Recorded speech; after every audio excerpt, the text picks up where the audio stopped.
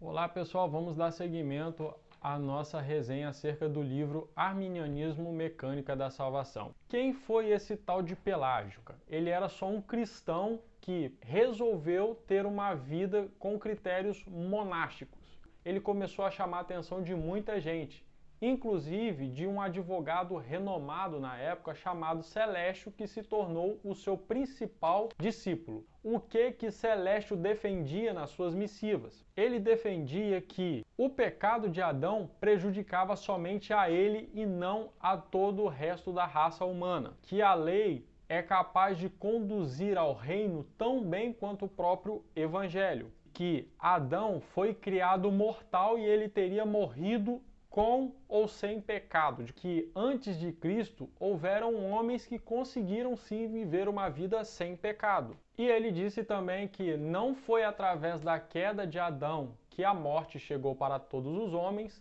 assim como não foi através da ressurreição de Cristo em que nós também alcançamos a ressurreição. Essas declarações de Celestio e de Pelágio foram consideradas como heresias doutrinárias pelos concílios de 416 e 418. Em 418, Agostinho escreve uma carta ao padre Xisto para explicar a sua visão acerca da predestinação. Só que essa carta foi parar no monastério de Radrumeto. Lá, os padres e monges que começaram a estudar o que Agostinho escrevia começaram a se opor fortemente à sua ideia. Agostinho, querendo apaziguar, começou a escrever cartas, inclusive tentando explicar a sua visão a alguns monges. Só que enquanto ele tentava apaziguar os ânimos em Radrumeto, explodiu um incêndio muito maior e mais intenso em Marsília, liderada e encabeçada por João Cassiano, de onde se deriva o termo cassianista, também chamado de semi-pelagianos.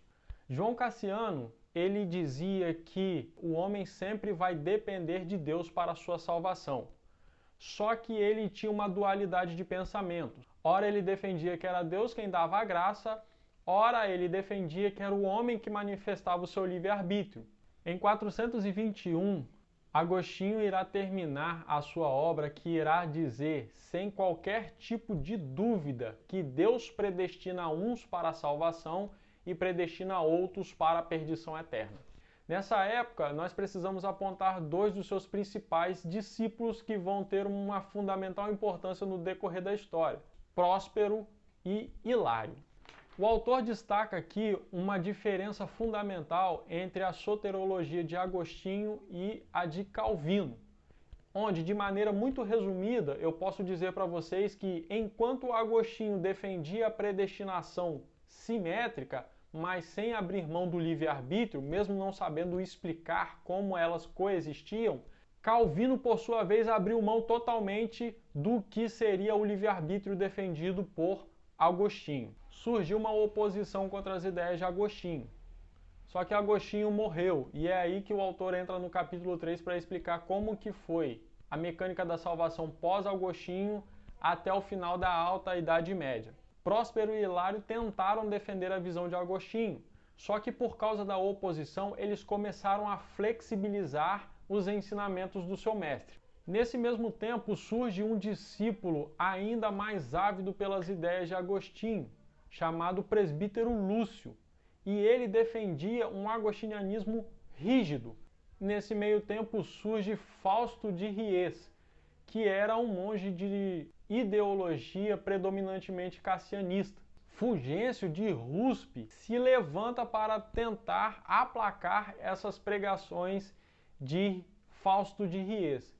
Nós temos então o presbítero Lúcio defendendo um agostinianismo rígido.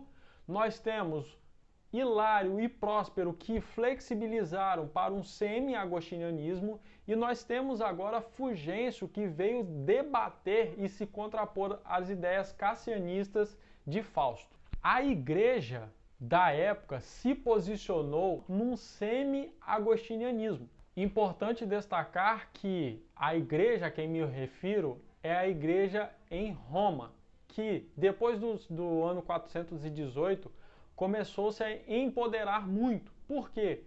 todos os bispos africanos recorriam a Roma para ter as suas divergências sanadas.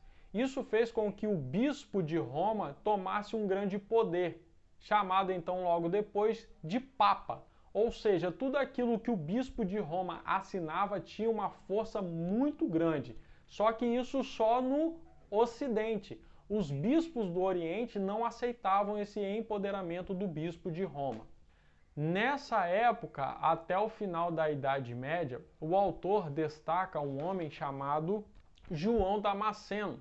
Ele apresenta uma visão acerca do que seria a vontade de Deus, dizendo que ela é dupla. Deus tem uma vontade ativa, que ele chama de providência, e uma vontade permissiva. A providência de Deus, ele diz que sempre vai colaborar para o bem, mas a vontade permissiva depende da ação do homem.